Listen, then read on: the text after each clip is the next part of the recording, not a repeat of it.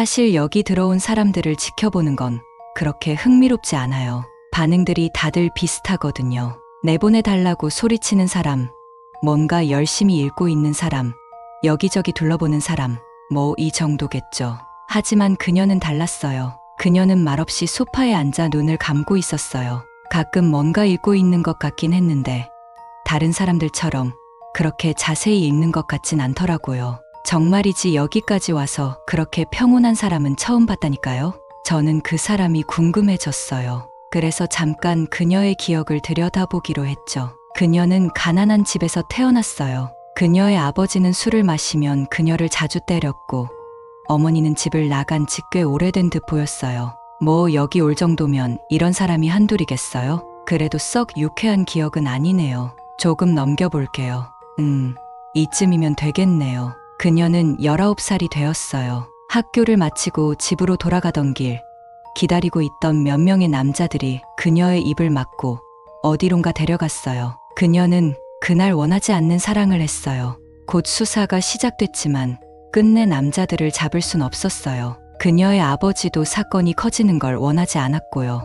뭐 그런 시기였잖아요. 그녀는 절망했지만 이대로 삶을 포기할 순 없었어요. 더 이상 그녀는 혼자가 아니었거든요. 몇 달이 지나 그녀는 밤중에 몰래 집을 나왔어요. 집에서 멀리 떨어진 곳으로 떠나 얼마 되지 않는 돈으로 작은 방을 구했어요. 혼자 살아가야 했기에 낮에는 공장, 밤에는 식당 가리지 않고 일을 했죠. 하지만 이것도 오래가진 못했어요. 당연한 거죠. 누가 만삭인 임산부에게 일을 시키려 하겠어요? 얼마 후 그녀는 귀여운 딸을 낳았어요. 그녀는 하나뿐인 딸을 위해 최선을 다했어요. 밤낮을 가리지 않고 일을 했고 딸을 위해서라면 무엇이든 해줬어요. 그녀의 딸은 그녀를 닮아 착한 아이였어요. 조금 크고 나서는 그녀가 일을 나갈 때면 집안일을 돕곤 했어요. 행복은 상대적인 거라고 하죠. 그녀는 세상에서 가장 행복한 표정으로 웃고 있었어요. 하지만 이별은 너무나 빨리 찾아왔어요. 그녀가 받아들이기에는 지나치게 빨랐을 정도로 말이에요. 딸이 19살이 되던 해 크리스마스 이브, 눈이 내리던 밤이었어요. 그녀의 딸은 그녀에게 줄 조그만 선물을 들고 집으로 가는 중이었죠. 집 바로 앞에 횡단보도에서 신난 표정으로 뛰어가는 딸의 모습이 보여요. 그래요. 눈이 내리던 밤이었어요. 도시를 환하게 채우던 불빛은 변두리에 있는 그녀의 집까지는 닿지 못했어요. 아시는지 모르겠지만 눈길에서 트럭은 쉽게 멈추지 못하더라고요. 딸은 즉사하지 않았어요. 어쩌면 살 수 있었을지도 모르죠.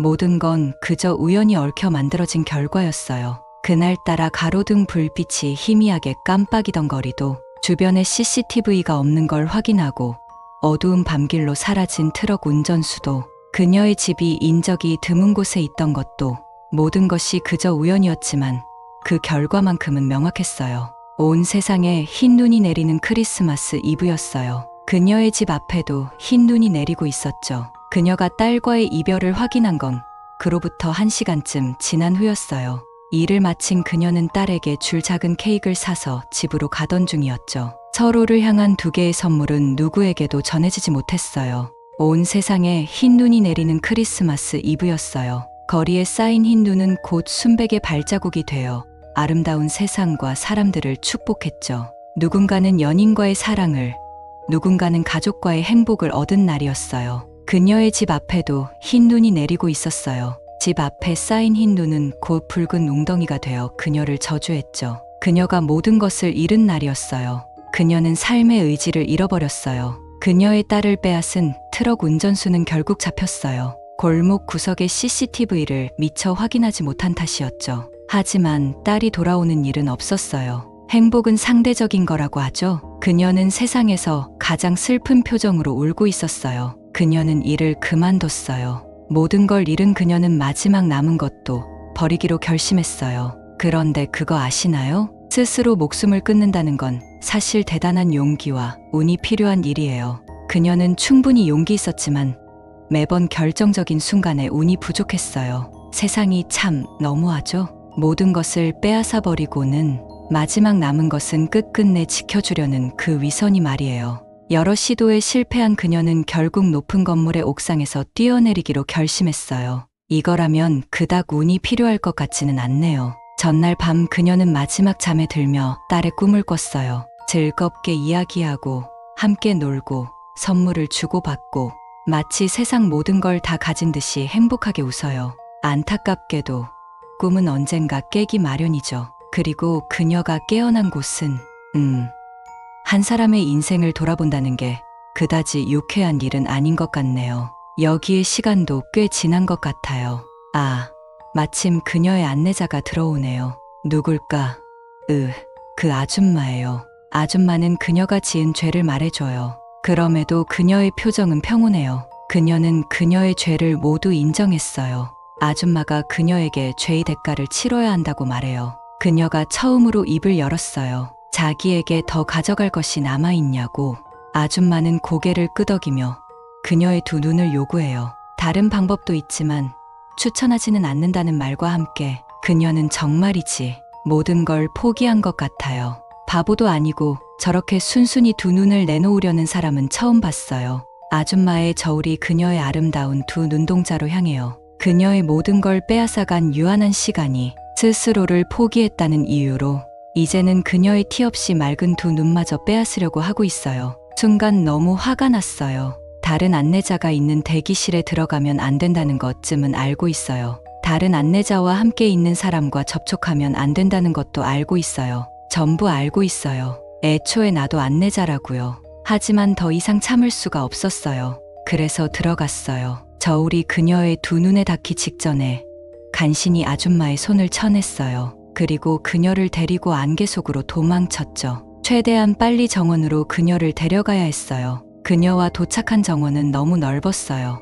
제가 도와준다 해도 아줌마나 심판자가 오기 전에 해결할 수 없을 것 같더라고요. 그래서 규칙을 무시하고 그냥 꽃 한 송이만 줬어요. 하나쯤 붉게 물들이는 건 어렵지 않으니까요. 알아요. 맘대로 하면 안 되는 거. 그리고 그녀에게 말했어요. 지금까지 어떤 선택도 마음대로 하지 못했으니 한 번쯤은 직접 선택해보라고. 그녀의 선택을 존중한다고 말이에요. 그렇게 그녀는 돌아갔어요. 돌아가서 어떻게 됐는지는 모르죠. 거긴 저희 관할이 아니니까요. 원래 계획처럼 고층 빌딩에서 투신했을 수도 있고 아니면 마음이 바뀌었을 수도 있죠. 곧 재판이 열렸어요. 당연히 처벌은 각오하고 있었죠.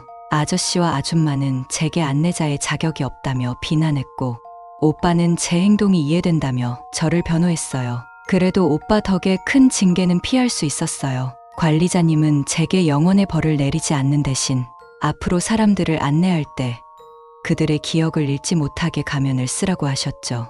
여러 개가 있었는데 그 중에 토끼 가면이 제일 마음에 들더라고요. 이 정도로 끝난 게 다행이라고 생각해요. 마지막으로 관리자님께 드리고 싶은 말이 있어요. 우리는 무엇을 위해 존재하나요? 적어도 모든 걸 잃어버린 사람에게 그 맑은 두 눈마저 빼앗기 위해 존재하는 건 아니지 않나요? 관리자님이 말씀하셨었죠. 우리는 정의를 위해 존재해야 한다고. 유한한 시간을 사는 자들에게 그 가치를 일깨워 주는 것이야말로 진정한 정의라고. 그럼 관리자님께 여쭤보고 싶어요. 그녀의 모든 것을 가져간 그 유한한 시간이 그녀에게 있어 영혼보다 가치 있었나요? 우리는 진정한 정의를 위해 존재하는 것이 맞나요? 시간은 유한하기에 최대의 축복이에요. 시간은 유한하기에 최대의 저주일지 몰라요. 영원한 삶은 당신의 이상과는 달라요. 그건 지옥과도 같겠죠. 영원한 삶은 당신의 이상과는 달라요. 그건 지옥이 맞으니까요. 부디 본인에게 주어진 시간의 가치를 잊거나 고의로 부정하지 마시길 바라요. 단, 본인에게 주어진 시간이 이미 저주스럽다면 고의로 부정하셔도 괜찮아요. 그럼 행운을 빌어요.